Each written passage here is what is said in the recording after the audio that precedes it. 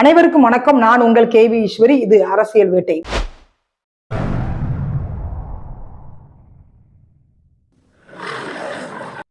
அதாவதுங்க, மா சுப்பிரமணியம் சுகாதாரத்துறை அமைச்சர் செய்தியாளரை சந்திக்கிறாங்க. அப்ப பத்திரிகையாளர் கேட்கிறாங்க, தரமணியில இந்த மாதிரி பீகார்ல இருந்து வந்த ஒரு குடும்பத்தை பாலியல் பலாத்காரம் செய்து கொலை செய்து தனித்தனி சாக்கு முடியல தூக்கி வீசி எரிஞ்சிருக்கிறாங்க குற்றவாளிகள்.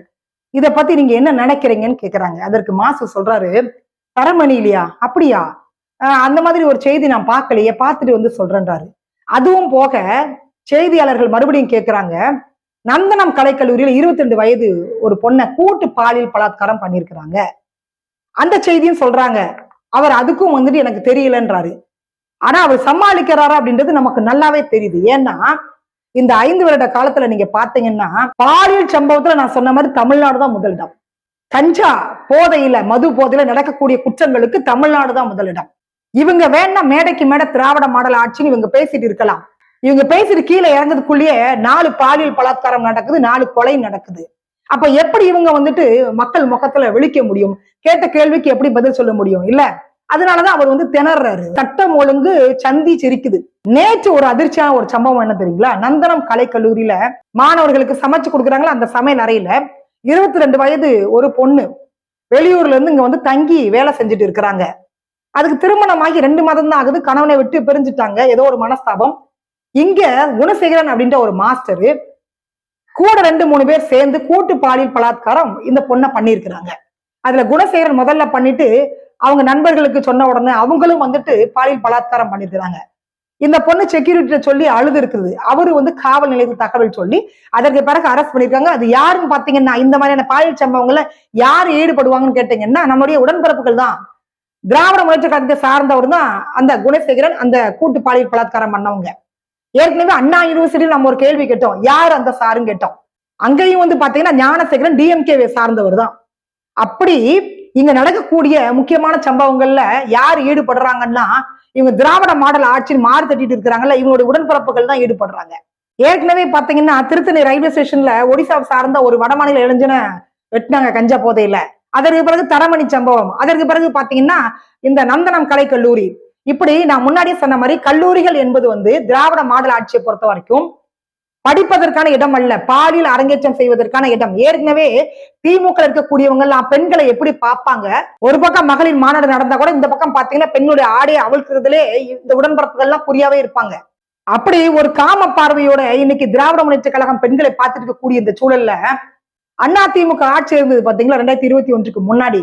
அந்த காலகட்டத்துல இதே தமிழ் சமுதாயத்துல மகளிர் அமைப்புகள், சமூக ஆர்வலர்கள், திரைத்துறையில் இருக்கக்கூடிய போராளிகள், இவங்கெல்லாம் வீதிக்கு வீதி போராட்டம், ஆர்ப்பாட்டம், அண்ணா திமுக ஆட்சி எதிர்த்து. உடனடியாக முதலமைச்சர் சொல்லுவார், ஆக எடப்பாடி பழனிசாமி பதவி விலக வேணும் அப்படின்னு சொல்லுவாரு. ரெட் ஜெயின் மூவிஸ் தான் இன்னைக்கு திரைத்துறையை ஆண்டுட்டு இருக்குது.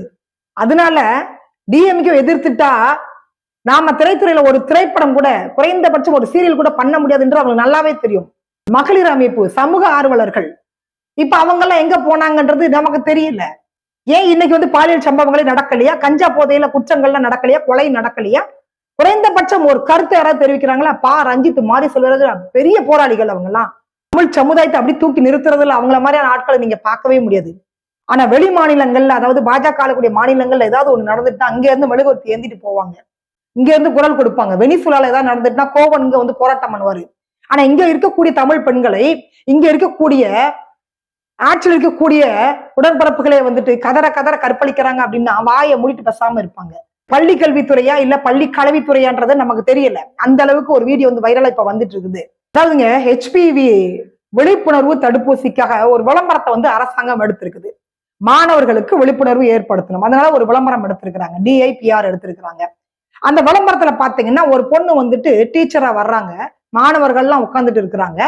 அவங்க வந்து சொல்லி கொடுத்துட்டு இருக்கிறாங்க, ரீப்ரொடக்டிவ் சிஸ்டம் அப்படின்னா என்னன்றத சொல்லி கொடுத்துட்டு இருக்கிறாங்க.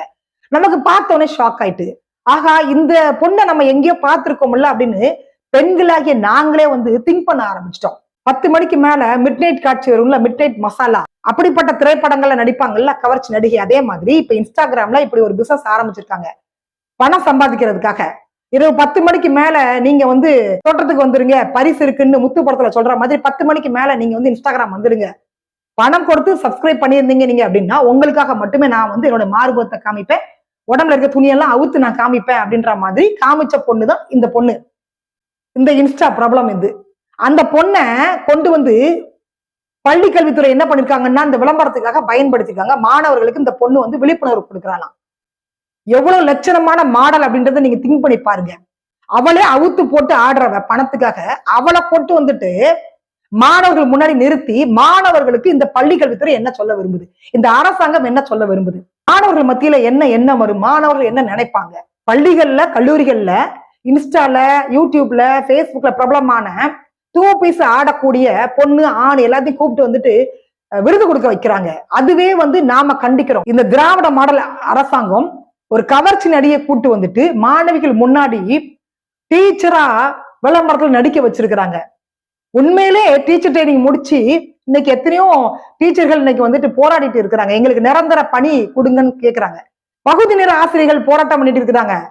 ஏன் அப்படிப்பட்ட ஆட்கள்ல ஒரு ஆளை கூட்டு வந்துட்டு நீங்க இந்த விளம்பரத்துக்கு நடிக்க வச்சிருக்கலாமே, குறைந்தபட்சம் அதையாவது அவங்களுக்கு கொடுத்துருக்கலாம்ல. அதெல்லாம் இல்லாம இன்னைக்கு எத்தனை போராட்டங்கள் நடக்குதுங்க. தூய்மை பணியாளர்கள் ஆரம்பிச்சு பல்நோக்கு மருத்துவமனை வரைக்கும் இன்னைக்கு போராட்டங்கள் தான் நடந்துட்டு இருக்குங்க. இதற்காக இந்த சூர்யா மாதிரியான ஆட்கள், கோவன் மாதிரியான ஆட்கள், திருமுருகன் மாதிரியான ஆட்கள்லாம் ஒரு கண்டனத்தை கூட தெரிவிச்சது கிடையாதுங்க. இவங்களை பொறுத்த வரைக்கும் தமிழகத்தில் இருக்கக்கூடிய பெண்கள் கதற கதற கற்பழிக்கப்பட்டாலும் பிரச்சனை இல்லை. பாஜக ஆளக்கூடிய மாநிலத்தில் பெண்கள் சேஃபா இருக்கணும், அவ்வளவுதான் இவங்களுடைய கொள்கையே. இன்னைக்கு பாருங்க, ஒரு மகளிர் அமைப்பு வீதிக்கு வந்திருக்கான்றதை நீங்க பாருங்க. எத்தனை பாலியல் சம்பவங்கள் நடக்குதுங்க. அவ்வளவு பாத்தீங்கன்னா கல்லூரிகள்ல தான் நடக்குது. எவ்வளவு கேவலமான ஒரு ஆட்சி இது. டிஎம்கேல இருக்கக்கூடிய உடன்பிறப்புகளே பெண்களை வந்து கவர்ச்சி பொருளாதான் பாக்குறாங்க, போதை பொருளாதான் பாக்குறாங்க, ஆடை அவுத்துட்டு பார்க்கணும்னு அவங்க நினைக்கிறாங்க. அதனால அவங்களுக்கு இதெல்லாம் வந்து சர்வசாதாரணம், இதெல்லாம் தப்பு இல்லை போல தெரியுது. இல்ல முதலமைச்சருக்கு இது தெரியுமா தெரியாதா, அரசாங்கத்துக்கு தெரியுமா தெரியாதா, அந்த பொண்ணு யாருன்னு தெரியாம வந்துட்டு வாய்ப்பு கொடுத்துட்டாங்களா, இப்படி நடிக்க வச்சுட்டாங்களா? கல்வியில் சிறந்த தமிழ்நாடு முழுக்க முழுக்க பாத்தீங்கன்னா எல்லாம் திரைத்துறையில சார்ந்தவங்க தான் அங்க உட்கார்ந்து அப்படியே மு.க. ஸ்டாலின் அவங்களுடைய புகழை பாடிட்டு இருந்தாங்க. ஒரு ஆள் கூட இல்ல, ஒரு கல்வியாளர் கூட உங்களுக்கு கிடைக்கலையா அந்த மேடையில ஏற்றுவதற்கு? அதுவும் போக நாங்க வந்து பெண்களை வந்துட்டு நாட்டின் கண்களாக பாக்குறோம், பெண்கள் தான் வலிமையானவர்கள், பெண்களை வந்து தொழிலதிபர்களா மாற்றணும் அப்படின்றாங்க. எப்படி மாற்ற முடியும்? இப்படி கவர்ச்சி நடிகைலாம் கூட்டு வந்துட்டு மாணவர்களுக்கு ரோல் மாடலா நிறுத்தினா கல்வியில் சிறந்தது தமிழ்நாடு இல்ல, கலவியில் சிறந்தது தமிழ்நாடு, கவர்ச்சியில் சிறந்தது தமிழ்நாடு, போதையில் சிறந்தது தமிழ்நாடு, கஞ்சாவில் சிறந்தது தமிழ்நாடு, வன்முறையில் சிறந்தது தமிழ்நாடு, பாலியல் பலாத்காரங்களில் சிறந்தது தமிழ்நாடு. இப்படி தலைப்புல தான் வந்து இந்த திராவிட மாடல் ஆட்சி வந்து ப்ரோக்ராமே நடத்தணும். கல்வியில் சிறந்த தமிழ்நாட்டுல பாத்தீங்கன்னா ஒரு கல்வியாளர் கூட நம்ம கண்ணுல படல. குறைந்தபட்ச மாணவர்கள் மத்தியில உரையாற்றுவதற்கு கூட இங்க ஒரு கல்வியாளர் இல்ல போல தெரியுது. மீண்டும் சந்திக்கலாம். நன்றி, வணக்கம்.